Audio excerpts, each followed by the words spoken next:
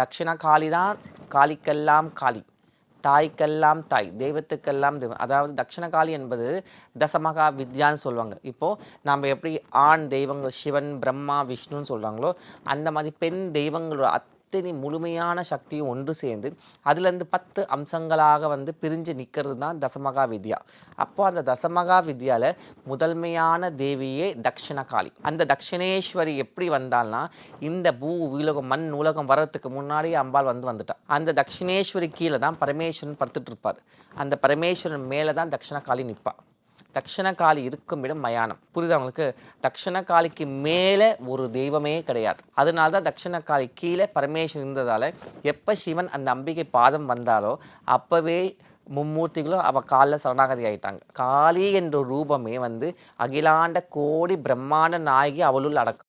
எங்க ஆத்தா சின்ன பிள்ளையா வந்ததா சொல்லுவாங்க. இன்னும் பல 100 வருஷம் ஆனாலும் எங்களுக்கு பிள்ளையும் அவதான், எங்க ஆத்தாலும் அவதான். ஆத்தாகன் வளர ஆரீராரோ பாடும் புள்ள எந்த